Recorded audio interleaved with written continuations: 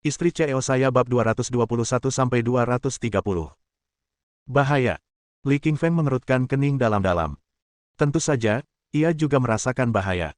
Bannya bocor dan mobilnya melaju menuju tepi tebing. Di saat-saat genting, Li Qingfeng menginjak rem dan memutar setir. Ferrari itu akhirnya berhenti ketika berada setengah meter dari tepi tebing. Jika lebih lambat sedikit saja, Ferrari itu pasti sudah jatuh dari tebing. Berkat keterampilan mengemudi Li Qingfeng yang luar biasa, ia berhasil menghentikan mobil itu. Lihat, Ferrari Jiao Liu sepertinya kempes. Ban depannya juga hilang. Ya, aku melihatnya. Bannya juga bocor waktu mereka di tikungan. Betapa berbahayanya, Ferrari itu hampir jatuh dari tebing. Mereka hampir mati. Orang-orang di bar menyaksikan kejadian itu melalui televisi.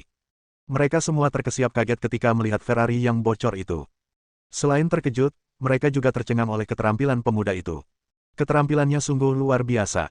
Ia berhasil menghentikan Ferrari meskipun bannya bocor. Qingfeng Li dan Jiao Liu turun dari mobil dan keduanya menatap ban kempes tanpa berkata apa-apa. Ada paku di tanah. Paku-paku itu sengaja ditinggalkan di tanah oleh seseorang. Li Qingfeng mengamati dengan saksama dan menemukan banyak paku di tanah. Paku-paku itulah yang menyebabkan ban mobil bocor. Kuku. Jiao Liu tertegun sejenak. Ia melihat ke bawah dan menemukan paku-paku di tanah. Ia berkata dengan geram, bajingan mana yang menaruh paku di sini? Mereka hampir membunuh kita. Jiao Liu sangat marah. Dia sering balapan dan tahu betapa pentingnya lintasan balap. Sebelum balapan, lintasan harus dipastikan datar dan bersih. Tidak boleh ada benda acak seperti paku atau batu di lintasan. Tidak ada paku di tikungan saat mereka mendaki bukit. Namun, ada banyak paku di tanah saat mereka kembali. Jelas ada seseorang yang sengaja memasang paku-paku itu untuk melukai mereka. Kita tamat. Bannya bocor. Kita pasti kalah, kata Jiao Liu kecewa. Dia sangat peduli dengan balapan itu karena dia telah bertaruh dengan Kun Wang di depan semua orang. Jika dia kalah, dia harus menjadi pacarnya, jadi dia tidak ingin kalah. Dia sangat sedih karena ban mobilnya bocor. Karena salah satu ban bocor. Mari kita bocorkan semua ban. Qingfeng Li tersenyum ringan saat dia mengambil paku di tanah dan berjalan menuju 3 ban lainnya. Bangku, bangku, bangku. 3 ban lainnya bocor dan segera kempes. Kakak ipar, apa yang kau lakukan? Jiao Liu bingung ketika melihat Qingfeng Li menusuk 3 ban lainnya. Dia tidak mengerti apa yang sedang dilakukannya. Tapi wajar saja jika seseorang dengan kecerdasannya tidak bisa memahami tindakan Li. Jiao, kita tidak bisa mengendarai mobil dengan 1 ban bocor. Tapi kita bisa mengendarai mobil jika semua bannya bocor, jelas Li Qingfeng sambil tersenyum. Tapi kalau semua bannya bocor, sekalipun kita kendarai mobil menuruni bukit, mobilnya tetap tidak bisa dipakai, kata Jiao Liu sedih sambil melihat bannya yang kempes. Ferrari itu sangat mahal. Dia pasti akan sangat sedih jika tidak terpakai. Jiao, apakah kamu ingin menjadi pacar Kun Wang? Kakak ipar, aku tidak mau jadi pacar penjahat itu. Lalu kita harus memenangkan kompetisi. Kakak ipar, kau benar. Kita harus memenangkan kompetisi ini. Tidak apa-apa jika Ferrari itu harus menjadi tidak berguna, kata Jiao Liu. Ia berpikir sejenak dan memahami situasinya. Meskipun Ferrari itu mahal, ia bisa membeli yang baru dengan uang. Namun, jika ia kalah dalam kompetisi, ia harus menjadi pacar Kun Wang. Itu akan tragis. Naik mobil, ayo kita lanjutkan kompetisinya. Li Qingfeng tersenyum tipis dan meminta Jiao Liu untuk naik ke mobil. Kemudian, ia mengemudikan mobil menuju kaki bukit. Wah, keterampilannya luar biasa. Semua bannya bocor, tapi masih bisa mengemudi dengan aman. Keahliannya luar biasa. Dia pembalap terbaik yang pernah saya lihat. Tapi kenapa harus ada paku di jalan? Relnya harus bersih. Orang-orang di bar berdiskusi dengan penuh semangat. Mereka sangat mengagumi keterampilan Li, tetapi juga bingung dengan paku-paku di rel. Di tengah kerumunan, raut wajah preman pirang itu sedikit berubah ketika mendengar percakapan orang-orang di sekitarnya. Ia sangat gugup dan takut mereka akan tahu bahwa ialah yang memasang paku-paku itu. Di tikungan ke-18, Jiao Liu duduk di kaki Li Qingfeng dan tubuhnya bergetar hebat mengikuti gerakan mobil. Karena keempat ban Ferrari bocor, mobil bergetar hebat. Dari luar, keduanya tampak sangat mesra. Tangan Li Qingfeng berada di payudara Jiao Liu, sementara Jiao Liu duduk di pangkuannya. Sepertinya mereka sedang berhubungan seks di dalam mobil. Jiao Liu bisa mencium aroma tubuh Li Qingfeng karena mereka berdekatan. Hal ini membuat wajahnya memerah seperti habis minum anggur. Kun Wang mengemudikan Lamborghini di belakang mereka. Setibanya di lokasi pemasangan paku, ia memarkir mobil dan mengambil paku-paku itu. Ia lalu melemparkan paku-paku itu ke bawah tebing. Apa? Bagaimana mungkin tidak ada mobil di dasar tebing? Kun Wang berkata dengan terkejut ketika dia menemukan tidak ada Ferrari di bagian bawah mobil. Bagaimana mungkin? Ada begitu banyak paku di tanah. Ban Ferrari pasti bocor dan mobilnya pasti berputar tak terkendali. Bagaimana mungkin Ferrari milik Jiao Jiao bisa selamat? Kun Wang berpikir panjang dan keras, tetapi tidak mengerti bagaimana Ferrari itu bisa aman. Ia masuk ke dalam Lamborghini dan melaju menuju kaki bukit. Kakak ipar, kita sudah sampai, kata Jiao Jiao dengan gembira saat melihat Wild Bar. Dia telah memenangkan perlombaan, yang berarti dia tidak perlu menjadi pacar Kun Wang. Vroom! Ferrari tiba di pintu masuk Wild Bar dengan rem mendadak. Li Qingfeng menghentikan mobil dan kemudian turun bersama Liu Jiao. Kakak ipar, kita mau kemana? Apa kita tidak menunggu Kun Wang di sini? Tanya Jiao Jiao bingung ketika melihat King Feng Li menuju bar. Kita sudah menang. Tidak perlu menunggunya. Aku akan menghajar seseorang, kata Li King Feng dingin sambil tersenyum tipis sambil berjalan menuju bar. Dia harus menemukan orang yang menaruh paku itu dan memberinya pelajaran berat. Hanya berkat keterampilan mengemudi Lili, mereka selamat. Kalau orang lain, mereka pasti sudah jatuh dari tebing jika ban mobil bocor di tikungan. King Feng Li bukanlah orang yang akan membiarkan begitu saja orang-orang yang ingin menyakitinya. Bab 222. Memenangkan perlombaan. Suasana bar yang ramai langsung hening ketika Li King Feng melangkah masuk. Semua orang mengalihkan pandangan mereka kepadanya. Beberapa menatapnya dengan kagum dan iri, tetapi lebih banyak lagi yang menatapnya dengan marah. Mereka mengagumi Lili karena kepiawaiannya dalam mengendarai mobil dan kekaguman alami mereka terhadap seorang pembalap yang handal sebagai pecinta mobil. Ia mampu melakukan drifting sambil berakselerasi dan mengendarai mobil yang bocor saat menuruni bukit. Mereka marah karena telah berjudi dan kalah taruhan. Mereka tidak menyangka Lili akan menang. Mereka telah kehilangan uang. Bagaimana mungkin mereka tidak marah? Tentu saja, selain mereka yang marah karena kehilangan uang, para preman itu juga marah. Kun Wang adalah kakak laki-laki mereka. Mereka tentu saja marah karena Kun Wang kalah dalam perlombaan. Lili tersenyum tipis sambil menatap dingin orang-orang di bar. Ia tidak peduli apakah mereka mengaguminya atau marah padanya. Ia hanya peduli pada orang yang memasang paku di rel kereta. Siapa yang memasang paku di rel? Silakan maju, kata Li Qingfeng kepada orang-orang di dalam bar. Semua orang mulai melihat sekeliling ketika mendengar kata-kata Li Qingshan.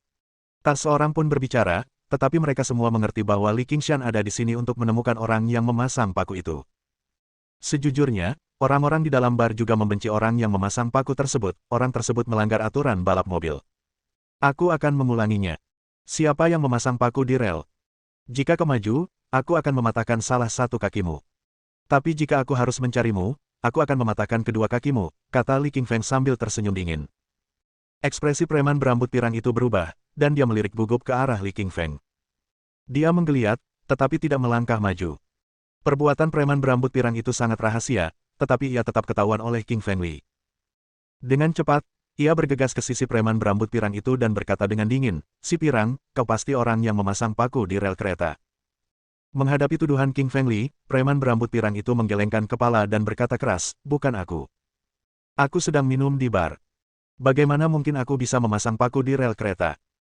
Preman berambut pirang itu menolak mengakui bahwa ia telah menancapkan paku di rel. Semua orang di sini adalah pembalap mobil dan sangat membenci orang yang menancapkan paku di rel. Jika ban mobil bocor, baik mobil maupun pengemudinya akan hancur.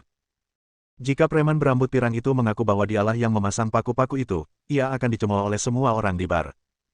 Ia tidak akan diterima lagi di bar. Demi masa depannya, ia menolak mengakui perbuatannya. Kalau begitu, aku ingin bertanya, kenapa ada lumpur dari jejak bukit di kakimu? Tanya King Feng Li dingin sambil menatap lumpur di sepatu preman itu. Lumpur dari rel. Preman berambut pirang itu menunduk dan menemukan ada lumpur di ujung sepatunya. Lumpur itu menempel di sepatunya saat ia memasang paku di rel. Ia tahu ia tak bisa lagi menyangkal perbuatannya. Lumpur di sepatunya menjadi bukti bahwa ia telah melewati 18 tikungan. Sepatu semua orang bersih tanpa lumpur. Si pirang, apa lagi yang ingin kau katakan? Apa yang bisa kau lakukan padaku meskipun aku yang memasang paku itu? Aku orangnya saudara Kun. Saudara Kun bukan siapa-siapa di mataku, kata Li Qingshan sambil tersenyum dingin sambil menendang perut penjahat itu. Preman berambut pirang itu ingin menghindari tendangan itu, tetapi kecepatan Li Qingfeng terlalu tinggi. Ia menendang Li Qingfeng hingga jatuh ke tanah dengan satu tendangan. Perutnya terasa sangat sakit. Tubuhnya kejang-kejang dan ia tidak bisa bangun. Katakan padaku, siapa yang menyuruhmu memasang paku di rel? Tanya King Feng Li sambil menatap preman berambut pirang di tanah. Kenapa aku harus memberitahumu? Si preman berambut pirang mendengus dan menolak berbicara. Kilatan dingin muncul di mata Li King Feng. Ia berkata, jika kau menolak bicara, aku akan mematahkan kedua kakimu. Preman berambut pirang itu menjadi pucat saat mendengar kata-kata King Feng Li. Kau pikir kau siapa? Beraninya kau mengancam suamiku. Tiba-tiba, sebuah suara gelap muncul dari luar bar. Kun Wang berjalan dengan langkah gelap ke dalam bar. Ia baru saja mengendarai Lamborghini-nya ke kaki bukit. Ia membutuhkan waktu 10 menit lebih lama daripada Li King Feng. Jelas, Kun Wang telah kalah dalam perlombaan. Pecundang tidak punya hak bicara, kata Li Qingshan dingin sambil melirik Kun Wang dengan dingin. Kau memenangkan perlombaan karena kau sangat terampil. Tapi aku harus memperingatkanmu, ini bukan tempat bagimu untuk bersikap sombong. Lepaskan dia, ancam Kun Wang sambil berjalan menuju ke tengah para preman. Kun Wang telah menginvestasikan uang untuk membangun bar liar. Ini adalah markasnya dan para preman adalah bawahannya. Di bar liar, ia tidak takut pada Li King Feng. Kaca.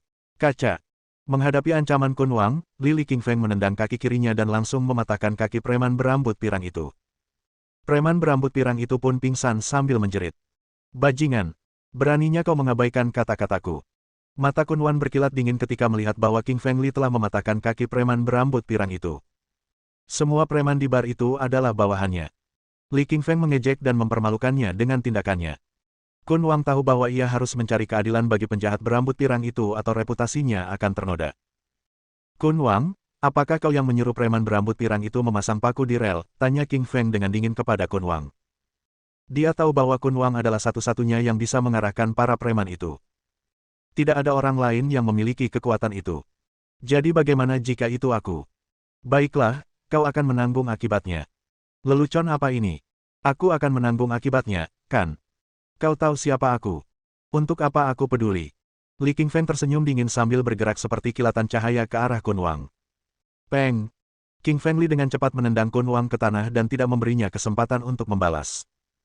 Li King Feng menginjak wajah Kun Wang dan menatapnya. Ia berkata dengan dingin, balap mobil seharusnya adil. Beraninya kau menancapkan paku di rel. Bajingan sepertimu pantas mati. Sialan, mendingan kalian mati saja. Tunggu apa lagi? Hajar dia, kata Kun Wang kepada para preman di bar saat ia diinjak-injak di tanah. Ke-20 penjahat itu bergegas menuju Li King Feng ketika mendengar kata-kata Kun Wang. Mereka bersiap untuk menyelamatkan kakak laki-laki mereka. Hati-hati kakak ipar, teriak Jiao Liu keras ketika melihat para penjahat itu menyerbu ke arah King Feng Li. King Feng Li mengangguk ke arah Jiao Liu ketika dia mendengar kata-katanya dengan meyakinkan. Peng gelombang. Dengan kakinya menginjak wajah Kun Wang, Li King Feng tak bergerak sedikit pun saat ia meninju belasan preman ganas itu. Sesaat kemudian, para preman itu menjerit-jerit di tanah. Kakak ipar kuat sekali. Secercah kejutan muncul di wajah menggoda Jiao Liu. Matanya dipenuhi kegembiraan. Bab 223. Jiao menangis. Lepaskan aku, bajingan, kata Kun Wang dengan marah, saat wajahnya diinjak oleh King Feng Li. Bayangkan betapa memalukannya jika wajah seseorang diinjak di depan umum, apalagi jika orang itu adalah Kun Wang, pemimpin para pengganggu di Wild Bar. Sekarang dia baru saja mempermalukan dirinya sendiri di depan para preman dan juga para pelanggan di bar. Dia tahu betul bahwa dia akan menjadi bahan tertawaan semua orang mulai sekarang. Membayangkan diejek orang lain membuat wajah Kun Wang memerah karena marah. Dia menatap Li King Feng dengan marah, berharap bisa mencabik-cabik Li King Feng. Sepertinya kau sangat membenciku. Tanya King Feng Li dingin setelah melihat kebencian di mata Kun Wang. Bajingan, aku pasti akan mematahkan tanganmu dan kakimu, membuatmu lumpuh total, sampai-sampai kau berharap mati saja, kata Kun Wang tanpa emosi dengan nada bengis. Lili tertawa setelah mendengar kata-kata jahat dari Kun Wang. Ia berkata dengan lega, baiklah. Aku tidak akan pernah menunjukkan belas kasihan kepada musuhku. Aku ingin membunuhmu, tapi itu terlalu mudah bagimu. Lalu, seperti yang kau katakan, aku akan mematahkan tangan dan kakimu dan membuatmu lumpuh. King Feng Li mengangkat kaki kanannya dan menginjak lengan kanan Kun Wang di bawah kakinya. Lengan kanan Kun Wang patah dengan suara retakan, memperlihatkan tulang-tulang menyeramkan di bawahnya. Ah! Kun Wang menjerit memilukan, dan wajahnya langsung memucat. Rasa sakitnya sungguh tak tertahankan. Ketakutan muncul di mata Kun Wang ketika ia melihat raut wajah Li King Feng yang jauh. Kini setelah ia tahu pemuda di depannya itu berani mematahkan lengan dan kakinya, ia pun ketakutan. Ayahku adalah pemimpin klan Harimau Ganas. Dia tidak akan membiarkanmu selamat jika tahu kau telah mematahkan lenganku, ancam Kun Wang sambil berusaha menahan rasa sakit yang luar biasa di lengannya. Klan Harimau Ganas. Nama ini terasa begitu familiar bagi Li Qingshan, alisnya berkerut saat ia mencoba mengingatnya. Setelah beberapa saat, ia menyadari bahwa dalam perjalanannya menjelajahi pemandangan bersalju bersama Ruyan Liu, mereka diganggu oleh klan Harimau Ganas di gunung, dan mereka dibunuh oleh Li Qingshan karenanya. Belakangan, ia mengetahui bahwa klan Harimau Ganas adalah pemimpin di antara semua pasukan bawah tanah di kota Laut Timur, karena jumlah anggotanya yang sangat besar dan kekuatan tempurnya yang solid. Namun, Lily tidak menganggap mereka sebagai pemimpin, betapapun kuatnya klan tersebut. Yang dia tahu, tidak peduli itu Harimau Ganas atau singa berbahaya, jika ada sesuatu yang menyinggungnya, dia akan menghancurkannya. Dengan suara retakan lain, Li Qingfeng mengangkat kaki kanannya dan mematahkan lengan kiri Kun Wang. Dengan suara dominan, dia berkata, jika ayahmu berani mencari masalah, aku akan menghabisinya. Astaga, siapa sih orang ini? Dia benar-benar berani, bahkan tidak takut pada klan Harimau Ganas. Ya, bukankah dia terbelakang? Dasar bodoh. Apa kau tidak lihat apa yang dia lakukan? Dia pasti orang yang tangguh. Kalau tidak, dia tidak akan bisa menghajar puluhan pengganggu sendirian. Kerumunan di bar mulai berbicara panjang lebar tentang apa yang baru saja terjadi. Mereka menatap ke arah King Feng Li dengan mata penuh keterkejutan. Suara retakan terus berlanjut. Setelah mematahkan kedua lengan Kun Wang, King Feng Li menggunakan kaki kanannya sekali lagi untuk mematahkan kaki Kun Wang. Lengan dan kaki Kun Wang dipatahkan oleh Li Qingfeng saat ini, seluruh tubuhnya bengkok dan tak berbentuk. Sungguh menyedihkan melihat tulang-tulangnya hancur dan terbengkalai. Kun Wang sudah pingsan, tetapi tubuhnya masih berkedut karena rasa sakit. Ayo pergi, Jiao Jiao. King Feng meraih tangannya dan meninggalkan bar liar, tanpa melihat Kun Wang yang pingsan. Semua orang di sekitarnya segera memberi jalan kepadanya, menatapnya dengan ketakutan. Dia manusia serigala, tak seorang pun bisa menyinggung perasaannya. Semua orang berpikir sama saat itu. Saat itu tengah malam, udara musim dingin berputar di sekitar mereka, mencoba menyerap setiap kehangatan yang bisa mereka dapatkan. Atiso. Begitu Jiao Jiao Liu meninggalkan bar, angin dingin bertiup melewatinya, dia bersin dan mulai menggigil kedinginan. Apakah kamu masuk angin? King Feng mengerutkan kening melihatnya bersin. Pakaian tipis yang dikenakan Jiao Jiao Liu hari ini tidak memadai untuk musim dingin, itulah sebabnya dia langsung masuk angin setelah tertiup angin malam. Aku baik-baik saja, kakak ipar. Aku hanya merasa kedinginan. Jiao Jiao Liu meringkuk dan menjawab dengan suara rendah. Ayo pergi, semuanya akan baik-baik saja saat kita kembali. Li Qingshan berjalan menuju Ferrari bersama Liu Jiao Jiao. Dia mengerutkan kening lagi ketika sampai di Ferrari, karena mobilnya benar-benar rusak parah, tidak bisa dikendarai sama sekali. Wild Bar terletak di antah berantah, jadi Li Qingshan harus memanggil taksi, dan butuh waktu lama sebelum taksi akhirnya datang. Mereka pun naik taksi dan menuju ke Istana Bangsawan bersama-sama. Saat mereka tiba di Istana Bangsawan, sudah pukul 1 pagi. Rupanya, Jiao Jiao Liu sedang pilek parah, karena ia terus bersin-bersin sepanjang perjalanan. Saatnya pulang sekarang, Jiao Jiao, cepatlah, jangan membuat adikmu menunggu terlalu lama, kata King Feng Li sambil tersenyum padanya. Baiklah, aku pergi dulu, kakak ipar, jawab Jiao Jiao Liu lembut, melambaikan tangan, lalu menghilang dalam kegelapan. Li Qingfeng kembali ke villa nomor 13 dan melihat lampu di ruang tamu masih menyala. Namun, karena sudah pukul 1, Su Elin sudah tertidur di ruang tamu. King Feng Li tidak membangunkannya, sebaliknya, dia menggendongnya dan membawanya ke kamar tidur di lantai 2. Dia meletakkannya di bawah selimut dengan lembut, lalu kembali ke kamar tidurnya di lantai pertama. Sementara itu, di villa nomor 14, Jiao Jiao Liu merasakan perasaan campur aduk saat menatap lampu di villa tersebut. Ia punya tempat tinggal sendiri, tetapi terkadang ia tinggal bersama adiknya, Ruyan Liu. Selama ia tinggal di sana, Ruyan Liu akan selalu menunggunya pulang. Jiao Jiao Liu membuka pintu. Seperti dugaannya, Ruyan Liu sudah tertidur di ruang tamu. Ruyan Liu, mengenakan gaun tidur putih, dengan wajah cantiknya yang menawan, tubuh yang berlekuk, dan anggun, tampak begitu memukau meskipun sedang tidur. Ruyan tidak tidur nyenyak, suara Jiao Jiao saat membuka pintu membangunkan Ruyan. Matanya segera dipenuhi kejutan dan kegembiraan ketika melihat Jiao Jiao kembali. Kau sudah kembali, Jiao Jiao, kata Ruyan sambil berdiri dan tersenyum. Atiso. Jiao Jiao Liu bersin lagi. Rupanya, dia sakit parah karena menunggu di luar dalam angin dingin tadi. Jiao Jiao, kamu masuk angin. Minumlah air hangat dan istirahatlah. Ruyan menuangkan segelas air hangat untuk Jiao Jiao. Setelah menyuruhnya minum, ia pun membantu Jiao Jiao berjalan ke kamarnya. Jiao Jiao terlalu lemah untuk bergerak karena kedinginan, jadi ia harus membiarkan Ruyan memeluknya. Ia merasa sangat pusing hingga tertidur begitu menyentuh tempat tidur. Melihat Jiao Jiao sakit parah membuat Ruyan sangat sedih. Ia meletakkan tangannya di dahi Jiao Jiao, dan merasakan dahinya terasa panas. Astaga! Jiao Jiao sedang demam sekarang. Sekilas kekhawatiran muncul di mata Ruyan, saat ia menyadari bahwa bukan hanya dahi Jiao Jiao yang panas, tetapi seluruh tubuhnya juga terbakar. Ini adalah gejala demam tinggi. Namun, sudah lewat pukul 1 pagi, dan rumah sakit sudah tutup. Ia tahu Jiao Jiao sangat lemah, ia tidak bisa membiarkan Jiao Jiao sakit lagi, atau demamnya akan merusak otaknya. Meski Ruyan kelelahan, ia berusaha menahan rasa lelahnya. Ia mengambil handuk yang dibasahi air dingin dan menempelkannya di dahi Jiao Jiao, berharap itu bisa membantu menurunkan panas tubuhnya. Keringat membasahi wajah Ruyan yang sibuk mengurus Jiao Jiao. Ia terus mengusap dahi dan tubuh Jiao Jiao. Jiao Jiao menyaksikan semua hal yang dilakukan Ruyan untuknya, meskipun dia sedang demam tinggi dan merasa sangat lemah. Melihat Ruyan bergerak mengurusnya, seolah-olah Ruyan adalah ibunya, Jiao Jiao pun tak kuasa menahan tangis. Jiao Jiao menangis, dia benar-benar sedih karena tidak menyadari betapa baik dan perhatiannya Ruyan padanya sampai dia sakit. Jiao Jiao, kenapa kamu menangis? Apa karena sakit kepala? Ruyan merasa kasihan pada adiknya saat melihat air mata di mata Jiao Jiao. Terima kasih, Kak, jawab Jiao Jiao dengan suara lembut, tak kuasa menahan air matanya. Jiao Jiao sungguh-sungguh saat menelepon adiknya, dan rasa terima kasihnya tulus dari lubuk hatinya. Ia tahu tak ada yang bisa diutamakan selain persaudaraan mereka. Gadis bodoh, kau adalah adik perempuanku, sudah menjadi tanggung jawabku untuk menjagamu baik-baik, kata Ruyan sambil tersenyum sambil mengelus kepala Jiao Jiao yang cantik. Bab 224. Ruyan Liu hamil. Keesokan harinya, matahari baru saja terbit. Suhu perlahan naik dan dari sinar matahari yang cerah, terlihat jelas bahwa hari ini akan menjadi hari yang cerah. Kakak, kamu tidak tidur semalam, istirahatlah yang cukup, ujar Jiao Jiao Liu dengan khawatir saat melihat raut wajah Ruyan Liu yang lemah. Ruyan Liu telah merawat Jiao Jiao Liu sepanjang malam ketika ia demam. Ruyan Liu telah memompresnya dengan es, memberinya sup, dan mengobrol dengannya.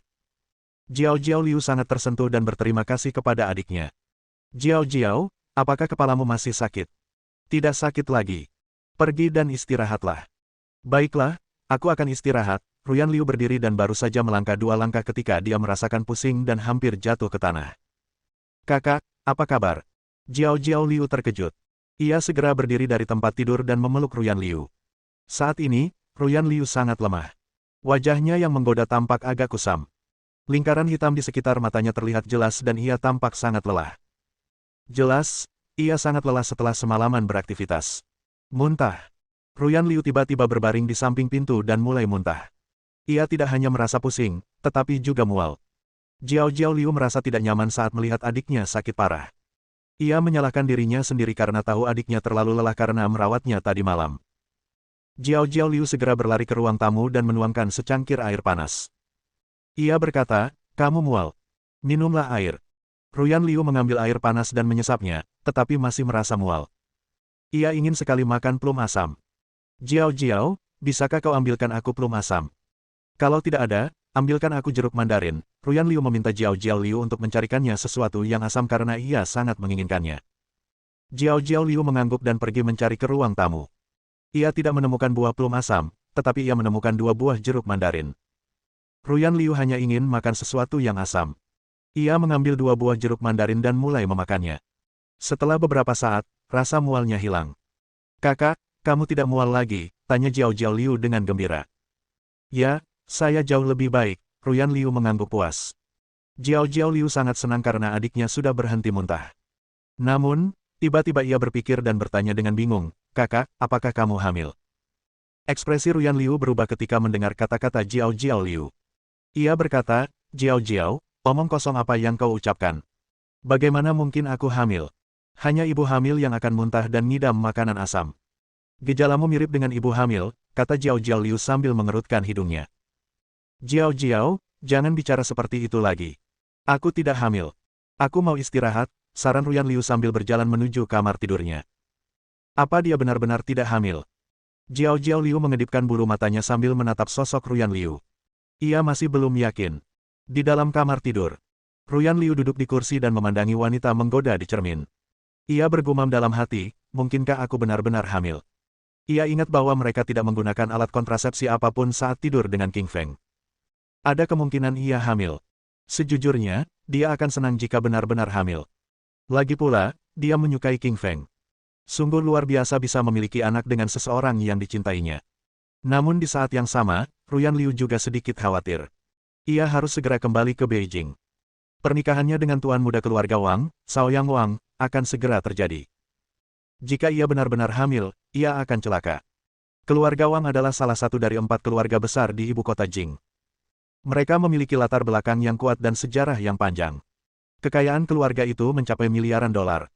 Mereka tidak akan membiarkan hal itu berlalu begitu saja jika mereka tahu bahwa Ruyan Liu sedang hamil. Ruyan Liu menatap dirinya di cermin. Ia berdiri dan menghela napas. Lalu berbaring di tempat tidur. Ia segera tertidur karena kelelahan. Ruyan Liu bermimpi. Ia hamil dan melahirkan seorang anak. Ia dan anak itu, Li Qingfeng, berlarian riang dan bermain di pantai. Villa nomor 13. Suelin membuka matanya yang mengantuk dan menguap. Ia berpikir, aku ingat tertidur di ruang tamu. Bagaimana aku bisa berakhir di tempat tidur? Suelin bingung dan heran, tetapi setelah beberapa saat, ia segera menyadari sesuatu. Suaminya pasti menggendongnya dari sofa ke tempat tidur. Secerca kebahagiaan terpancar di wajah Suelin yang cantik saat ia teringat suaminya. Ia segera turun dari tempat tidur dan menemukan gaun hitam yang menonjolkan lekuk tubuhnya yang menawan. Setelah berpakaian, Suelin menemukan sepasang sepatu hak hitam. Ia memakainya dan berjalan keluar kamar. Ia tidak menemukan King Feng saat berjalan ke ruang tamu. Setelah beberapa saat, ia akhirnya menemukan King Feng di dapur. Ia sedang memasak. King Feng bangun pagi sekali hari ini. Ia merasa tidak enak karena Suelin menunggunya sampai larut malam tadi, jadi ia bangun pagi-pagi untuk menyiapkan sarapan untuknya. Sarapannya lezat. Ada 2 telur goreng, 2 gelas susu, dan 2 potong roti bermentega. Tentu saja, susu yang digunakan kali ini bukan Deluxe Milk, melainkan Muscular Cow, merek susu lezat yang juga terkenal. Sayang, mengapa kamu bangun pagi-pagi sekali? Tanya Suelin. Dia sudah lama menikah dengan King Feng. King Feng selalu bangun sangat siang, dan Suelin selalu bangun lebih dulu. Ini pertama kalinya King Feng bangun sepagi ini. Untuk membuatkanmu sarapan, kata King Feng sambil terkekeh. Suelin tersentuh oleh kata-kata King Feng. Suaminya terlalu baik padanya. Dia bangun pagi-pagi sekali untuk menyiapkan sarapan.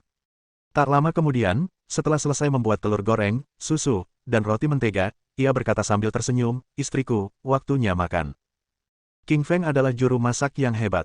Telur goreng buatannya lezat. Suelin ingin makan lagi setelah telurnya, jadi dia memberinya telurnya. Setelah sarapan, Suelin tidak langsung pergi bekerja. Ia malah duduk di ruang tamu. King Feng tahu Suelin selalu tepat waktu. Mengapa ia tidak pergi bekerja hari ini? Saya mengambil cuti hari ini, kata Suelin sambil tersenyum. Hari libur. King Feng bingung. Dia tahu Suelin jarang libur. Satu-satunya waktu dia libur adalah saat mengikuti kompetisi barang antik. Biasanya, dia tidak pernah libur. Apakah ada sesuatu yang penting terjadi hari ini? Tanya King Feng sambil tersenyum sambil menghabiskan tegukan terakhir susu Mengniu. Ikutlah berbelanja denganku hari ini. Aku akan membelikanmu beberapa pakaian, kata Suelin sambil memandangi seragam kamuflase di tubuh King Feng. Sejak mereka menikah, King Feng telah mengenakan seragam kamuflase.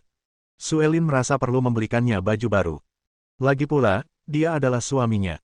Akan lebih baik baginya untuk berpakaian sopan. Bab 225. Berbelanja dengan istri. Berbelanja pakaian. King Feng tertegun sejenak. Ia bingung. Pakaiannya bagus dan nyaman. Kenapa ia harus membeli yang baru? Sayang, menurutku seragam kamuflase itu bagus. Buat apa aku pakai baju baru? Tanya King Feng sambil mengerutkan kening. Dulu dia pakai seragam kamuflase waktu di Afrika. Dia sudah terbiasa pakai seragam itu. Ia sering kali harus bertempur di alam terbuka, di gurun atau hutan. Di hutan, seragam kamuflase merupakan kamuflase alami yang sulit dikenali musuh. Tentu saja, seragam kamuflase sangat berguna di hutan-hutan Afrika. Namun, seragam itu tidak cocok dengan kota ini. Saat itu, King Feng menyadari bahwa tidak ada orang lain selain dirinya yang mengenakan seragam kamuflase. Sayang, ada pesta anggur merah malam ini, jadi kamu butuh baju baru. Suelin tahu bahwa dia tidak ingin berganti pakaian, jadi dia menceritakan kabar tentang pesta anggur itu. Aku tidak berganti pakaian waktu kita pergi ke perjamuan amal terakhir kali. Kenapa aku harus berganti pakaian kali ini? Tanya King Feng sambil mengerutkan kening. Ia enggan berganti pakaian. Perjamuan anggur merah lebih formal. Akan ada tamu dari Prancis dan Denmark yang hadir. Kami juga akan berdansa di perjamuan. Mau berdansa dengan saya memakai seragam kamuflase? Menari, maksudmu aku bisa berdansa denganmu di pesta anggur merah. King Feng menjadi bersemangat. Berdansa adalah acara yang manis. Mengapa? Itu adalah kesempatan bagi pria untuk memanfaatkan wanita di siang bolong. Dia belum pernah berdansa dengan Suelin. Baiklah, ayo kita pergi berbelanja baju. Untuk berdansa dengan Suelin, King Feng memutuskan untuk membeli baju baru dan berganti seragam. Lagi pula, dia butuh pakaian formal untuk menari. Sebaiknya cari jas. Akan terlalu tidak sedap dipandang jika menari dengan seragam kamuflase. Suelin menghela napas lega ketika mendengar bahwa King Feng setuju untuk berbelanja pakaian. Secercah kebahagiaan muncul di wajahnya. Keduanya meninggalkan rumah. Suelin mengendarai BMW dan keduanya menuju ke Tianhua City Plaza. Tianhua City Plaza terletak di pusat kota dan merupakan plaza paling makmur di kota tersebut. Mall ini menjual berbagai merek desainer lokal dan internasional. 30 menit kemudian, BMW Suelin tiba di Tianhua City Plaza. Ia memarkir mobil di tempat parkir dan berjalan menuju mall bersama King Feng. Tianhua Mall adalah mall terbesar di Tianhua City Plaza. Beragam produk tersedia di sana. Sebelumnya, King Feng pernah berbelanja di Tianhua Mall bersama Suelin. Waktu itu mereka mencicipi salad buah di lantai 5. Kali ini mereka ke sana untuk berbelanja pakaian. Ada toko-toko pakaian di seluruh lantai 3 Tianhua Mall dengan lebih dari 1000 etalase. Begitu masuk ke dalam, King Feng tertegun. Ada merek-merek lokal seperti K-Boxing, Seven Brand, Setwalves, Tris, dan merek-merek internasional seperti Donna Karan, Louis Vuitton, Chanel, Versace, Del. Ada banyak butik. Banyak butik yang hanya menjual satu jenis pakaian, tetapi ada banyak gaya berbeda yang bisa dipilih. Sayang, kamu mau merek yang mana? Tanya Suelin. Meskipun dia sedang berbelanja untuk King Feng, dia sangat menghormati pendapat King Feng. Dia di sini hanya untuk membayar, dan King Feng lah yang menentukan mereknya. Mari kita beli dari Setwalves, kata King Feng sambil tersenyum ringan. Meskipun merek seperti Donna Karan, Chanel, Versace, Del lebih terkenal, dia lebih menyukai Setwalves. Ia adalah Raja Serigala Afrika dan memiliki kecintaan alami terhadap serigala.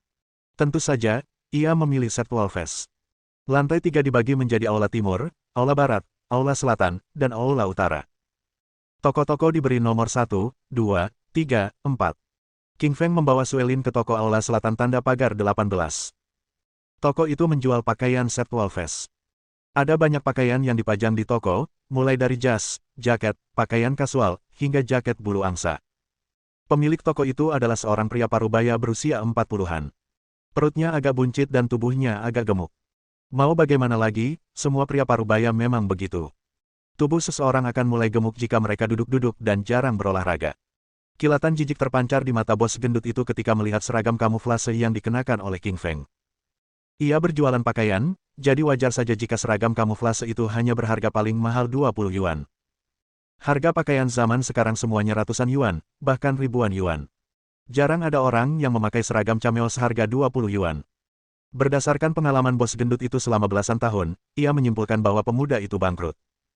Karena itu, ia tidak beranjak dari tempat duduknya dan tidak memuji-muji King Feng. Tentu saja, ada juga seorang gadis berusia 20-an di depan. Gadis itu cukup cantik dan jelas merupakan karyawan bos gendut itu. Gadis itu bijaksana dan tidak menilai seseorang dari penampilannya. Ia segera menghampiri mereka ketika melihat King Feng memasuki toko. "Hai Tuan, Anda bisa melihat-lihat, Setwalves punya pakaian yang bagus," kata gadis itu kepada King Feng sambil tersenyum tipis. "Aku akan melihat-lihat," kata King Feng kepada gadis itu. Toko itu sangat besar, luasnya sekitar 100 meter persegi. Ada berbagai macam pakaian di sana. Ia ingin melihat-lihat dulu. Tanpa melihat jaket atau jaket bulu angsa, dia berjalan bersama Suelin menuju area jas. Ada banyak jenis dan warna jas di sini. Ada jas berwarna hitam, putih, biru, biru muda, dan sebagainya. Tentu saja, harga setiap jas berbeda-beda. Ada jas dengan harga 558, 668, 888, 1188, dan 1888 yuan. 8 adalah angka keberuntungan dan memiliki arti kemakmuran. Oleh karena itu, banyak toko memajang pakaian mereka dengan angka 8 untuk kemakmuran. "Saya ingin melihat setelan biru muda itu," kata King Feng kepada gadis itu sambil menunjuk setelan biru muda di rak. Jas biru muda itu warnanya indah dan gayanya sesuai dengan yang disukainya.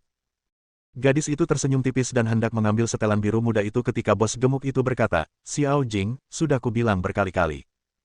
Setelan biru muda itu cukup mahal, jangan mudah diambil." Ekspresi Xiao Jing berubah ketika mendengar kata-kata bosnya. Ia berkata, "Tapi bos, pria ini ingin melihatnya." Dia mau lihat.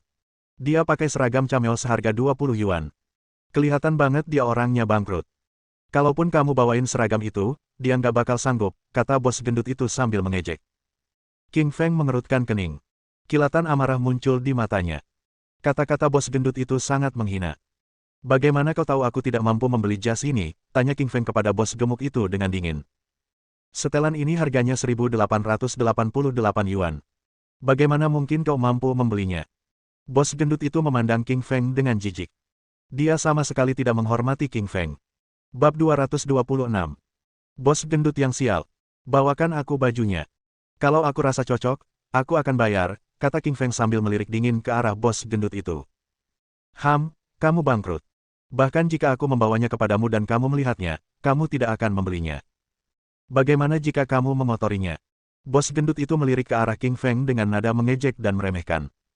Ia memandang rendah orang-orang miskin. Mengapa mereka repot-repot berbelanja kalau tidak punya uang? Bagaimana kau tahu aku tidak mampu membelinya? Tanya King Feng dengan nada kesal sambil menunjuk ke arah jas biru muda itu. Pergi. Pergi sana kalau kau tidak mampu membeli baju-baju itu. Jangan ganggu bisnisku, si bos gendut melambaikan tangannya dan mengusir King Feng. Ekspresinya penuh dengan ketidaksabaran dan penghinaan. Saat itu, pemilik mal, Tian Hua Chen, sedang memeriksa mal. Secara kebetulan, ia melewati toko Septwalfest. Tian Hua Chen mengerutkan kening ketika mendengar pertengkaran di dalam toko. Ekspresinya berubah ketika ia melihat ke dalam toko. Oh, bukankah itu pemuda yang sama dari terakhir kali? Ekspresi Tian Hua Chen berubah. Dia secara alami mengenalinya sebagai King Feng. Terakhir kali, King Feng mengejutkan Tian Hua Chen ketika ia mengeluarkan kartu bank berisi 150 juta dolar di rekeningnya. Ia tahu bahwa pemuda ini adalah orang yang rendah hati, seperti harimau yang berpura-pura menjadi Hello Kitty. Ia tidak boleh membuat marah orang seperti King Feng. Mendengar itu, Tian Hua Chen berjalan menuju Septwalfest untuk menyapa King Feng.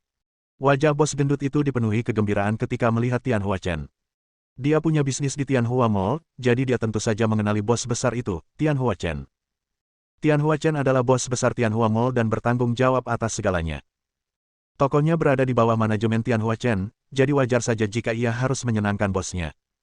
Bos gemuk itu segera berdiri untuk menyambut Tian Hua Chen. Namun, Tian Hua Chen tidak meliriknya sedikitpun.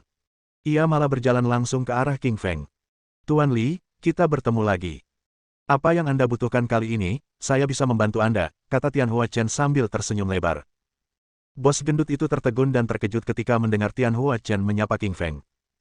Ternyata pemuda yang baru saja dipandang rendah itu mengenal bos besar, Tian Hua Chen. Sepertinya Tian Hua Chen juga berusaha menyenangkannya. Bos gendut itu menggigil dan wajahnya memucat mengerikan. Ia benar-benar kacau. Ia berhasil membuat marah seseorang yang bahkan bos besar pun berusaha menyenangkannya.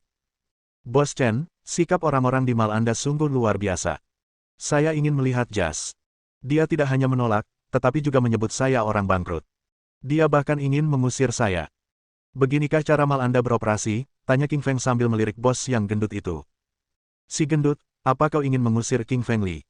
Tian Hua Chen menatap dingin ke arah bos gendut itu. Bos gendut ini memang pantas mati. Pemuda di depan itu bahkan tak berani ia marahi. Tapi bos gendut itu berani mengusirnya saat ia sedang berbelanja pakaian. Bagaimana kalau ia membuat marahnya? Bos gendut itu tahu bahwa pemuda itu bukan orang biasa. Bahkan bos mal, Tian Hua Chen, harus menyenangkan hati King Feng. Sungguh malang nasibnya membuat orang seperti dia marah. Fatih, sikapmu terhadap pelanggan buruk sekali. Kita tidak butuh orang sepertimu di mal. Kamu tidak perlu datang besok. Bos, toko ini adalah satu-satunya sumber pendapatan seluruh keluarga saya. Tolong izinkan saya terus berbisnis di sini. Si gendut, kamu boleh terus berbisnis di sini, tapi kamu harus minta maaf pada King Feng. Kalau dia memaafkanmu, kamu boleh terus tinggal di sini.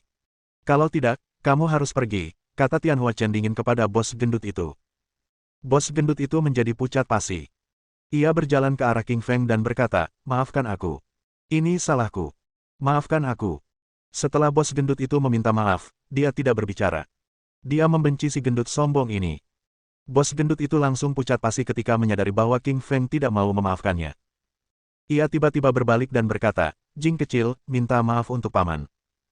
Bos gendut itu tahu bahwa ia telah meremehkan King Feng ketika ia memasuki toko. Namun, Jing kecil telah berbicara dengan King Feng dan melayaninya dengan baik. Akan ada hasil yang lebih baik jika Jing kecil memohon padanya. Jing kecil adalah keponakan dari bos yang gendut itu. Tentu saja, ia tidak ingin pamannya diusir. Seluruh keluarga bergantung pada toko itu untuk bisnis mereka. "Tuan, mohon maafkan paman saya. Saya mohon maaf atas namanya. Seluruh keluarga kami bergantung pada toko ini untuk makanan," kata Jing kecil dengan gugup kepada King Feng. Suaranya sangat pelan karena ia takut pemuda di depannya tidak akan menerima permintaan maafnya. Jika ia tidak memaafkan pamannya, ia akan celaka. Ia mungkin tidak akan menerima gajinya bulan ini. Meskipun tidak mau menerima permintaan maaf dari bos gendut itu, ia memiliki kesan yang baik terhadap gadis di depannya. Gadis itu memiliki keterampilan layanan pelanggan yang baik dan bahkan tersenyum kepadanya ketika ia memasuki toko. "Baiklah, Jing kecil, aku akan memaafkannya karenamu," kata King Feng kepada gadis itu. "Terima kasih, kamu orang baik." Jing kecil mengucapkan terima kasih dengan tulus kepada King Feng dan bahkan mengatakan bahwa dia orang baik. "Gemuk, karena King Feng sudah memaafkanmu, kau bisa melanjutkan urusanmu di sini." "Pakaian apa yang ingin dia lihat tadi? Cepat bawakan padanya," kata Tianhua Chen sambil melirik bos gendut itu. Ia terdiam melihat reaksi lambat bos gendut itu. Dia merasa reaksi bos gendut itu terlalu buruk. "Karena dia sudah memaafkanmu, kamu seharusnya berusaha menyenangkannya. Kenapa kamu masih berdiri di sana?" Ya, aku akan membawanya kepadanya secara pribadi." Si bos gemuk akhirnya sadar dan segera menurunkan setelan biru muda itu. "Kak, coba pakai. Cocok nggak?" tanya si bos gendut. Pria ini adalah orang pintar yang telah berkecimpung di bisnis ini selama 12 tahun. Karena tahu bahwa King Feng bukan orang biasa, ia segera berusaha menyenangkannya. Meskipun usianya lebih tua darinya, ia tetap memanggilnya kakak. King Feng terdiam ketika mendengar bos gendut itu memanggilnya kakak. Pria ini bagaikan bunglon. Sedetik yang lalu ia mengejek dan merendahkannya, tetapi sekarang, ia memanggilnya kakak dan berusaha menyenangkannya. King Feng tidak ingin berbicara dengannya. Ia mencoba setelan itu dan merasa sangat pas. "Jangan bergerak. Kerahnya bengkok, aku akan meluruskannya untukmu." Suelin meminta King Feng untuk berdiri diam dan meluruskan kerahnya. Seperti kata pepatah, pakaian menentukan kepribadian seseorang. King Feng sudah tampan, dan setelan biru mudanya membuatnya semakin tampan. Ia bahkan memikat gadis di sebelahnya. Bab 227. Luar biasa, setelan gratis. "Sayang, bagaimana menurutmu?" tanya King Feng pada Suelin sambil mengenakan setelan itu. Mata Suelin berbinar gembira saat melihat King Feng. Ia berkata, "Kamu terlihat sangat tampan." Meskipun Suelin hanya berkata, "sangat tampan," tetapi mereka yang bisa membuatnya memuji dengan kata-kata itu pastilah sangat tampan. "Kakak, kamu terlihat sangat cantik memakai jas itu. Aku akan mengemasnya untukmu," kata bos gendut itu. "Tidak apa-apa, aku akan memakainya saat pergi." "Berapa harganya?" "Aku akan membayarmu," kata King Feng sambil menggelengkan kepala dan menolak tawaran itu. Lagi pula, ia akan mengenakan setelan ini untuk menghadiri perjamuan anggur merah malam ini, akan terlalu merepotkan untuk berganti-ganti setelan. "Kak, jas ini gratis. Aku akan memberikannya kepadamu secara gratis," kata si bos gendut sambil tersenyum lebar. "Benarkah? Kau memberikannya padaku secara gratis?" "Tentu saja, gratis. Kamu sangat cocok dengan pakaian set Wolfes." "Karena gratis, aku pergi dulu," kata King sambil tersenyum ringan dan menyapa Tianhua Chen sebelum meninggalkan toko bersama Suelin. Pemuda itu akhirnya pergi. Aduh, sungguh menakutkan. Bos gendut itu menyeka keringat dingin di dahinya sambil menatap kepergian sosok King Feng. Ia merasa takut hanya dengan memikirkan kejadian itu. "Xiao Jing, kamu hebat hari ini. Aku akan memberimu bonus 1000 yuan bulan ini," kata bos gendut itu kepada Xiao Jing. Ia tahu bahwa satu-satunya alasan pemuda itu mau memaafkannya adalah karena Xiao Jing. Ia akan celaka jika Xiao Jing tidak memohon padanya. Karena itu, ia perlu memberi Xiao Jing hadiah. "Terima kasih, Paman." Xiao Jing berterima kasih ketika mendengar tentang hadiah dari bos gendut itu. Ia sangat bahagia. Tentu saja, ia juga berterima kasih kepada pemuda itu. "Keke, sayang, lucu sekali. Bos gendut itu memandang rendahmu, tapi kemudian memanggilmu kakak. Dia bahkan memberimu jas seharga 1000 yuan. Pasti dia sangat kesal." Suelin berkata sambil terkekeh. Wajahnya yang cantik menawan bagaikan buket bunga yang sedang mekar. Masyarakat zaman sekarang memang seperti ini. Kalau punya uang atau pengaruh, semua orang akan berusaha menyenangkanmu. Kalau tidak punya uang, orang lain akan mengejekmu, kata King Feng ringan sambil tersenyum. King Feng sangat memahami hal ini. Ia lahir dalam keluarga yang kaya raya, tetapi ketika orang tuanya menghilang, orang-orang mulai mengejek dan memandang rendah dirinya. Jika seseorang miskin, ia bisa hidup di pasar yang ramai dan tak seorang pun akan peduli. Jika seseorang kaya, ia bisa tinggal di pegunungan dan tetap dikunjungi kerabat. Ketika seseorang bersulang, orang kaya selalu bersulang terlebih dahulu. Tapi sungguh, siapa yang bisa menjamin mereka akan selamanya kaya atau miskin? Sayang, sepertinya kamu sangat yakin dengan hal ini. Suelin terkejut dengan pemahamannya. Orang normal biasanya tidak akan memiliki pemahaman seperti itu. Hanya mereka yang sudah lanjut usia dan telah hidup bertahun-tahun yang akan memiliki pemahaman seperti itu. Ketika mereka tiba di lantai 7, seorang pria parubaya yang mengenakan tasbih berjalan ke arah mereka. Selamat datang, nama saya Hao Tang. Apa yang Anda cari? Gelang atau kalung giok? Tanya Tang Hao sambil tersenyum. Ia mengenakan tasbih dan tersenyum riang bak Buddha Maitreya. Namun, pancaran matanya menunjukkan bahwa ia bukan orang biasa. Apa yang kamu suka? Tanya King Feng sambil mengelus telapak tangan Suelin. Ada berbagai macam gelang indah yang terbuat dari batu giok, kristal, cendana, dan ember. Aku suka gelang cendana. Suelin menatap gelang itu dengan rasa suka di matanya. Gelang cendana ini, harganya 100.000 yuan. King Feng memutar matanya saat melihat gelang itu bertanda 100.000 yuan. Ada banyak jenis gelang cendana dengan harga yang bervariasi. Gelang kualitas rendah harganya 3,000 sampai 10,000 yuan, kualitas menengah harganya 30,000 sampai 50,000 yuan, dan gelang kualitas tinggi harganya bisa mencapai beberapa juta yuan. Kalau gelang cendana asli, harganya pasti 100.000 yuan. Tapi masalahnya, gelang cendana ini palsu. Ada pepatah untuk toko barang antik yang berbunyi, tidak ada penjualan selama 3 tahun, satu penjualan cukup untuk uang 3 tahun.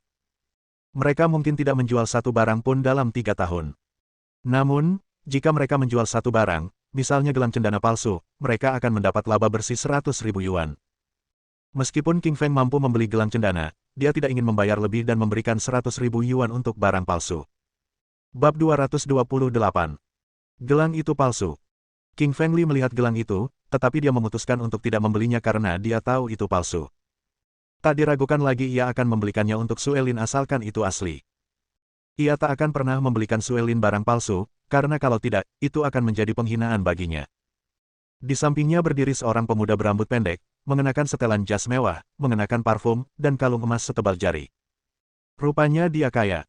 Pria berambut pendek itu langsung memperhatikan Suelin begitu dia memasuki toko barang antik.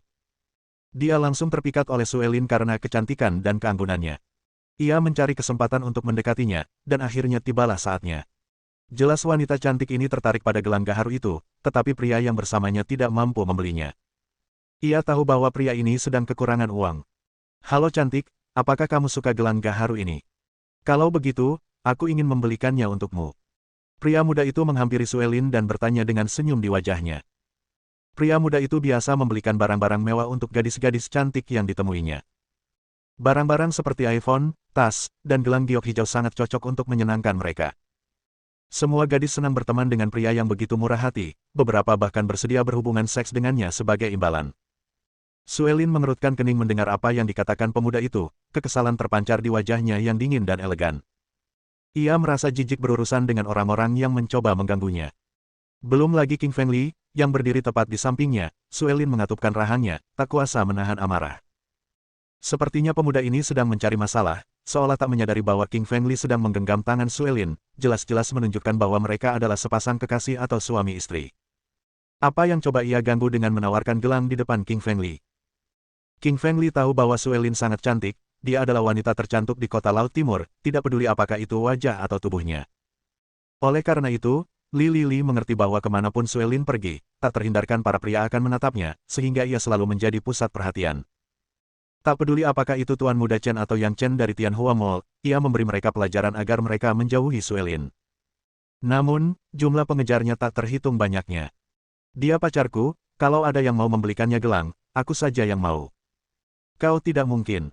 Li Qingfeng menatap pemuda itu dengan dingin, kesal dengan perbuatannya. Orang murahan, Bagaimana mungkin kau bisa mendapatkan wanita secantik itu jika kau bahkan tidak mampu membeli gelang cendana? Melihat King Fengli ragu-ragu untuk membeli gelang itu, pemuda itu berasumsi bahwa King Fengli tidak mampu membelinya, dan mulai mengejeknya. Bukan urusanmu aku membelinya atau tidak. King Fengli mengerutkan kening dan semakin muak dengan orang ini. Hei bos, saya ambil gelang cendana ini saja, karena dia tidak punya uang, kata pemuda itu dengan angkuh, sambil meraih kartu banknya.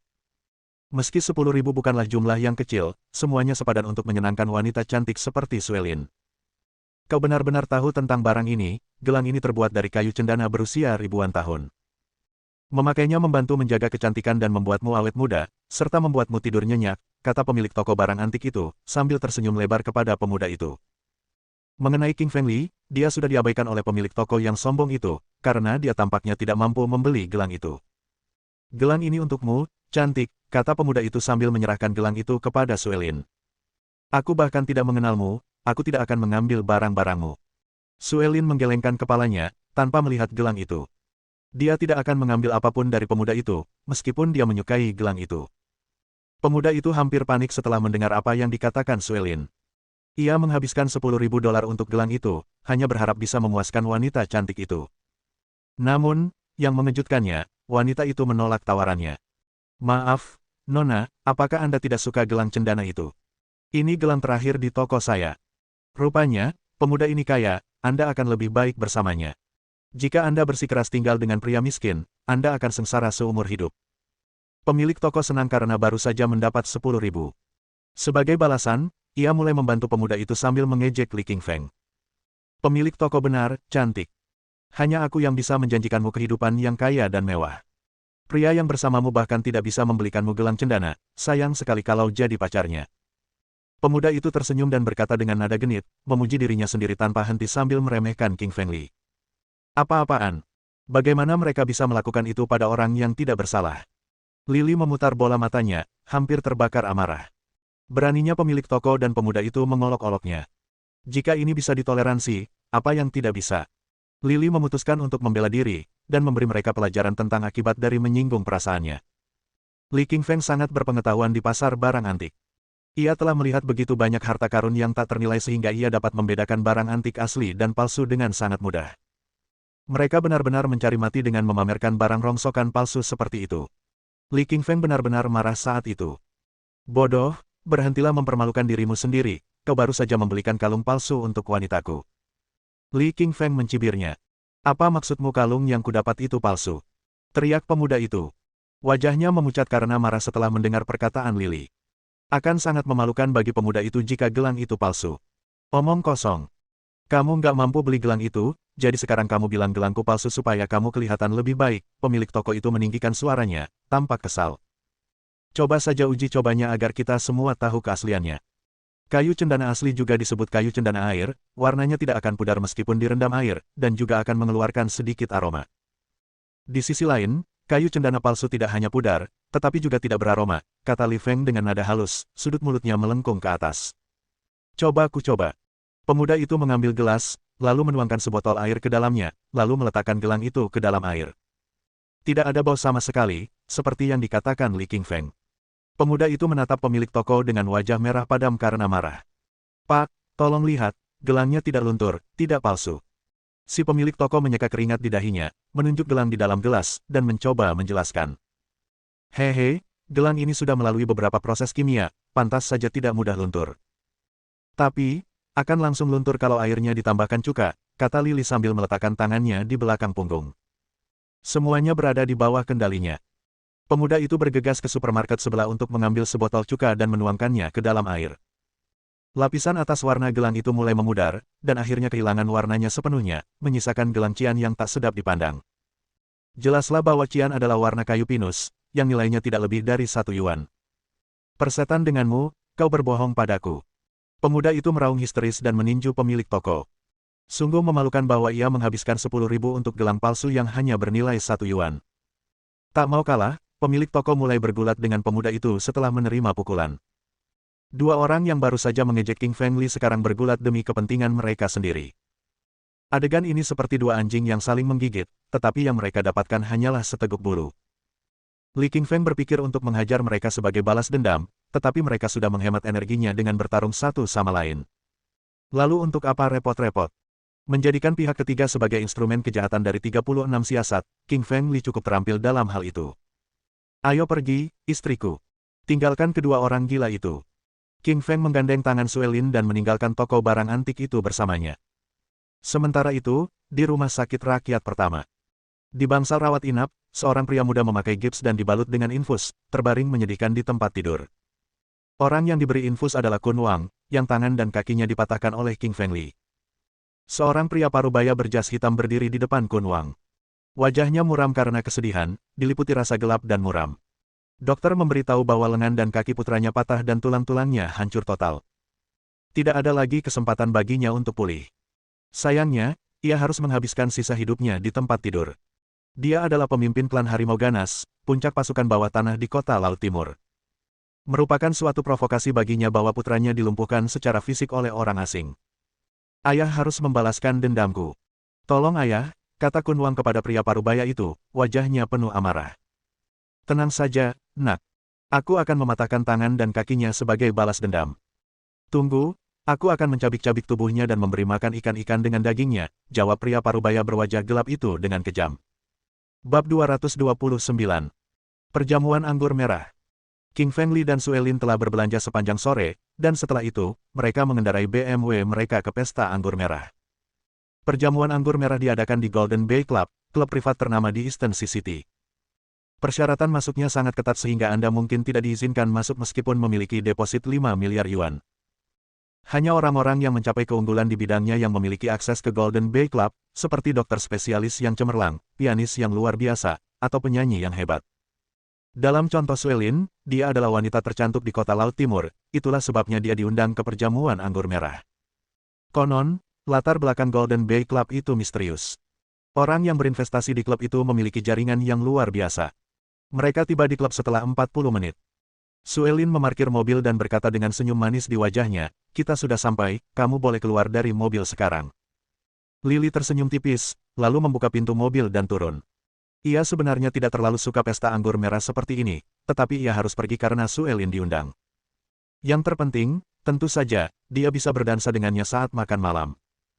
Tujuannya ikut makan malam adalah agar dia bisa berdansa dengan Suelin. Klub yang mewah sekali. Begitu Suelin tiba di gerbang Golden Bay Gate, dia mulai mengagumi tempat itu. Golden Bay Club memang klub papan atas di Eastern Sea City, sangat mewah. Marmer emas menghiasi seluruh permukaan bangunan, mirip dengan Green Hotel, tetapi jauh lebih mewah. Di atas marmer, terdapat ukiran pola laut dan pantai. Itulah sebabnya klub ini dinamai Golden Bay. Di depan Golden Bay Club, terparkir banyak sekali mobil mewah. Orang-orang yang pergi ke Golden Bay Club semuanya miliarder, CEO, dan selebritas. Karena itu, mobil yang mereka miliki haruslah yang terbaik. Di gerbang Golden Bay Club, ada dua orang pendamping pengantin wanita cantik berpakaian congsam putih, memperlihatkan kaki jenjang mereka yang seputih salju, yang sungguh menarik. Halo, tolong tunjukkan undanganmu, kata sebuah suara manis saat Suelin hendak memasuki klub. Suelin mendongak dan mendapati gadis cantik mengenakan congsam ada di sebelah kiri. Suelin tersenyum padanya, meraih undangan di sakunya tetapi tiba-tiba terkejut karena tidak ada apapun di sakunya. Di mana undangannya? Ia ingat untuk memasukkannya ke dalam saku sebelum meninggalkan rumah. Suelin menggeledah seluruh sakunya, tetapi tetap tidak menemukannya. Ia mulai kehilangan ekspresi. Ada apa? Melihat Suelin panik, Qingfeng Li menghampirinya. Suelin mengerutkan kening dan berkata, saya mungkin kehilangan undangannya, saya tidak dapat menemukannya. Apa? Li Qingfeng memutar matanya. Tidak ada yang akan diizinkan masuk tanpa undangan. Anda tidak bisa masuk tanpa undangan. Silakan minggir, ada tamu lain yang datang, kata wanita di sebelah kiri tanpa kesabaran, senyum di wajahnya pun lenyap. Baginya, orang-orang di depannya ini mungkin penipu, yang mencoba pergi ke klub tanpa diundang, itu tidak mungkin. Disinilah kau, tidak ada cara untuk menghindari musuhmu. Tiba-tiba terdengar suara dingin. Qingfeng Li berbalik dan mendapati suara itu berasal dari seorang pria muda yang tampak pucat dan sakit, dengan tatapan mata yang suci. Orang sakit ini adalah Kai Wang, tuan muda keluarga Wang. Jelas, Li Qingfeng mengenalnya. Sementara itu, ada dua pemuda yang mengikuti Kai Wang, yang tak lain adalah Haiyang Chen, tuan muda keluarga Chen dan Jun Li, tuan muda Li dari keluarga Li. Tak diragukan lagi, keluarga Li di Kota Laut Timur hanyalah cabang dari keluarga Li di Huaxia, lebih tepat disebut cabang dari cabang tersebut. Jun Li hanyalah kepala keluarga Li di Kota Laut Timur, yang tidak akan dianggap apa-apa jika berada di ibu kota. Apakah keadaanmu membaik? King Feng Li melirik Kei Wang, dan beberapa kata-kata santai itu sudah membuat Kei Wang murka. Dia telah menunjukkan bahwa dia menderita penyakit yang mengerikan di pesta amal terakhir kali, yang membuatnya cukup dipermalukan. Karena itu, dia benar-benar marah. Bukan urusanmu aku sembuh atau tidak. Tapi kau, mencoba masuk ke pesta anggur merah tanpa undangan, sungguh lucu. Kei Wang mengejek sambil mencibir pada King Feng Li. Haiyang Chen berdiri di sampingnya dalam diam. Ia telah dimanfaatkan oleh Li King Feng dan tahu bahwa Li King Feng tangguh. Karena itu, Haiyang Chen hanya diam saja. Tidak seperti Haiyang Chen, Kei Wang tampaknya tidak tahu apa-apa tentang hal itu, jadi ia terus mengejek Li King Feng tanpa ragu. Siapa bilang adikku tidak bisa masuk? Sebuah suara merdu terdengar, diiringi tawa cekikikan. Berdasarkan suaranya yang menawan, tanpa perlu melihat pun, King Feng Li tahu itu pasti Ruyan Liu. Seperti dugaannya, Ruyan Liu berjalan ke arah mereka dengan gaun merah. Ruyan Liu berdandan dengan anggun untuk pesta anggur merah. Wajahnya tampak lebih memukau dengan riasan tipis, matanya berkilau dengan eyeliner halus di atas bulu matanya yang indah. Dia sangat cantik dalam gaun merah, dipadukan dengan sepasang sepatu hak tinggi merah, seolah-olah dia adalah mawar merah yang sedang mekar, lembut dan menawan. Halo, Nona Liu. Kei Wang mulai menyapa Ruyan Liu dengan hormat begitu melihatnya. Tak diragukan lagi, Kei Wang mengenalnya. Ia adalah putri tertua keluarga Liu di ibu kota. Tak seorang pun di Kota Laut Timur yang lebih berpengaruh daripada dirinya. Adapun Haiyang Chen dan Jun Li, mereka menunjukkan rasa hormat yang besar kepada Ruyan Liu, karena mereka juga tidak mampu menyinggung perasaannya. Meskipun empat besar di Kota Laut Timur terkenal, mereka tidak berarti apa-apa di mata perusahaan Liu. Selama keluarga Liu menginginkannya, keempat keluarga itu bisa dilenyapkan dan lenyap. Begitulah kuatnya keluarga Liu. Ruyan Liu langsung menghampiri Suelin dan Li King Feng tanpa melihat Kei Wang dan orang-orang di sekitarnya. Wajah Kei Wang tiba-tiba muram, ia mengepalkan tinjunya erat-erat, dan merasa sangat terhina oleh sikap apatis Suelin terhadap mereka. Orang-orang biasa menepuk punggung Kei Wang untuk menunjukkan rasa hormat. Namun, Ruyan Liu tidak seperti mereka, ia mengabaikannya, bahkan tidak menatapnya ketika Kei Wang mencoba menyapa. Meskipun Kei Wang marah, atau bahkan mengamuk karena diabaikan, dia harus mengubur amarahnya dalam-dalam sambil memikirkan latar belakangnya. Sebenarnya, Ruyan Liu sengaja melakukannya, karena Kei Wang berani mengejek Li King Feng. Karena itu, ia merasa perlu memberinya pelajaran. Ayo masuk, kata Ruyan Liu sambil berjalan mendekati Suelin dan King Feng Li, sambil tersenyum cerah. Suelin mengerutkan kening dan tidak menanggapi ajakan Ruyan Liu. Ia menganggap wanita menawan ini sebagai ancaman baginya. Bagaimana kita bisa masuk tanpa undangan? Tanya King Feng Li dengan bingung. Tidak perlu undangan, Golden Bay Club atas nama saya, jawab Ruyan Liu dengan senyum manis. Bab 230. Kedua wanita memiliki rencana kecil. Kau pemilik Golden Bay Club.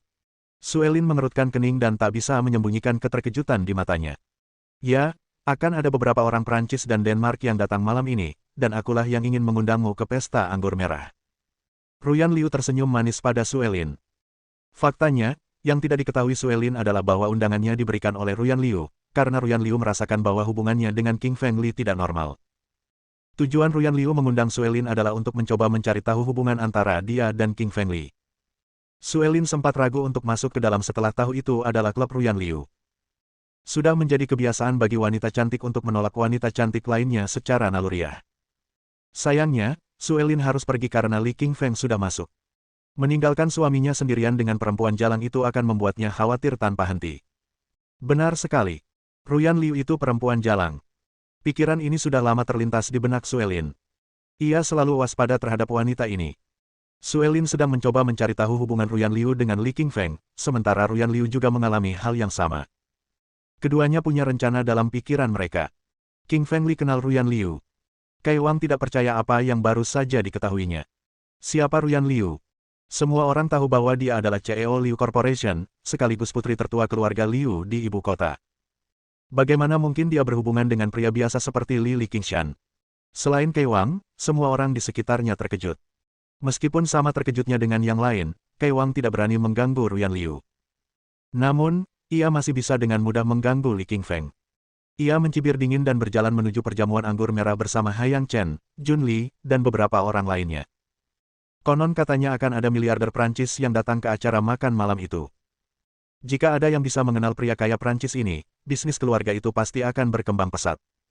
Dekorasi interior Golden Bay Club sama mewahnya dengan eksteriornya. Lantai, dinding, langit-langit, semuanya terbuat dari emas. Tampak jelas bahwa Ruyan Liu hanya mengincar emas, bahkan kursi dan meja pun berwarna emas. King Feng Li juga bertemu beberapa kenalannya di klub, seperti Tian Qizang, Tuan Muda Zhang, dan Yun Changsu, Ketua Asosiasi Barang Antik. Lobi klub begitu luas hingga mencapai 1000 meter persegi. Di tengahnya terdapat 4 meja makan emas yang masing-masing panjangnya mencapai 10 meter. Semua meja dipenuhi beragam makanan, seperti kue, keju, roti lapis, tart, apel, kiwi, dan anggur. Selain anggur gourmet, berbagai jenis anggur juga ditawarkan. Misalnya, Changyu Cabernet, anggur merah Great Wall, dan anggur dinasti. Li King Feng merasa sangat lapar karena belum makan apapun sejak makan siang. Karena itu, ia mengambil beberapa kue dan langsung memakannya. Siapa orang itu? Kasar sekali dia makan sebelum tuan rumah mengumumkan makan malam sudah siap. Benar sekali. Kudengar ada orang Prancis kaya yang datang malam ini, dia akan mempermalukan semua orang Tionghoa. Yang saya dengar adalah bukan hanya orang Prancis yang akan datang, tetapi juga orang Denmark. Semua orang di sekitar mulai berbicara luas tentang King Feng Li, mereka menatapnya dengan jijik. Sebenarnya, orang-orang yang membenci Li King Feng sedang kelaparan karena mereka juga ingin makan malam. Namun, mereka harus menunggu karena Liu Ruyan belum membuat pengumuman dan tamu istimewa Prancis belum datang. Hadirin sekalian, silakan datang ke perjamuan anggur merah malam ini. Saya baru saja mendapat kabar bahwa Tuan Bernard dari Prancis dan Baron Smith dari Denmark sudah di depan pintu. Mohon tunggu sebentar sementara saya menyapa mereka. Ruyan Liu tersenyum ramah kepada semua orang di lobi, lalu keluar untuk menemui Tuan Bernard dan Baron Smith. Keriuhan suara memenuhi lobi setelah para tamu mendengar apa yang baru saja dikatakan Ruyan Liu. Raut wajah semua orang tampak terkejut. Tuan Bernard, orang Prancis terkaya di 100 besar Forbes Global. Ia bukan hanya seorang pengusaha super kaya, tetapi juga pemilik kebun anggur terbesar di Prancis. Ya, belum lagi Baron Smith juga ada di sini. Dia dari keluarga kerajaan Denmark. Saya belum pernah bertemu Tuan Bernard seumur hidup saya, maupun Baron Smith, hari ini akan menjadi hari yang sangat membuka mata saya. Sebagai CEO Liu Corporation, Ruyan Liu benar-benar cerdik dalam mengundang para selebritas ini. Orang-orang di lobi berbisik satu sama lain, tidak bisa lebih terkejut dengan latar belakang Ruyan Liu yang kuat. Sementara itu, di gerbang Golden Bay Club, 2 mobil Rolls-Royce terparkir di depan, lalu 2 orang keluar dari mobil itu. Salah satunya adalah seorang pria parubaya bertubuh tegap dengan rambut pirang, mata biru, dan hidung mancung. Namanya Bernard, miliarder Prancis dan juga pemilik kebun anggur terbesar di Prancis. Orang lainnya adalah seorang pemuda berusia 20-an, mengenakan pakaian aristokrat. Ia tampak sangat tampan dan menawan dengan kulit putihnya, rambut pirangnya, dan mata birunya. Pemuda ini adalah seseorang yang tidak bisa diabaikan, karena ia berasal dari keluarga kerajaan Denmark, dan juga seorang baron, yang memiliki status terhormat. Selamat datang di perjamuan anggur merah saya, Tuan Bernard dan Baron Smith. Merupakan suatu kehormatan besar bagi saya untuk mengundang Anda berdua ke sini. Perkenankanlah saya menyampaikan sambutan dan rasa terima kasih kami dengan cara yang paling hangat, dan untuk menghargai kunjungan Anda ke Tiongkok dari belahan dunia lain, kata Ruyan Liu dengan senyum manis. Sama-sama, Nona Liu. Ayah Anda dan saya berteman dekat. Saya ingin meminta bantuan Anda kali ini, jawab Bernard dalam bahasa Mandarin sambil tersenyum kepada Ruyan Liu. Bahasa Mandarinnya sangat fasih dan standar. Rupanya, dia mempelajarinya khusus untuk kunjungan tersebut. Meminta saya untuk membantu. Wajah menawan Ruyan Liu berubah bingung. Ia mengenal Bernard dengan cukup baik, ia adalah seorang miliarder di Prancis, dan keluarganya sangat kaya. Mereka dekat dengan ayahnya, dan Ruyan Liu hanya bisa dianggap sebagai junior darinya dalam hal generasi. Yang membuat Ruyan Liu semakin bingung adalah Bernard meminta bantuannya. Hal itu tidak masuk akal baginya, mengingat Bernard adalah teman baik ayahnya dan ayahnya pasti bersedia membantunya. Lalu mengapa ia repot-repot datang ke kota Laut Timur untuk mencarinya? Bernard sepertinya merasakan kebingungannya. Ia tersenyum dan melanjutkan, Nona Liu, sebenarnya Baron Smith dan saya datang ke sini untuk mencari seseorang. Kami tahu Anda memiliki koneksi yang baik dengan banyak orang dan sangat banyak akal, oleh karena itu, kami ingin meminta bantuan Anda. Mencari seseorang. Ruyan Liu langsung tahu, alasan utama mereka berdua datang dari Prancis dan Denmark adalah untuk mencari seseorang. Tuan Bernard, bolehkah saya menanyakan nama orang yang Anda cari? Ruyan Liu sedikit mengangkat bibir merahnya dan bertanya. Saya mencari Raja Serigala dari benua Serigala.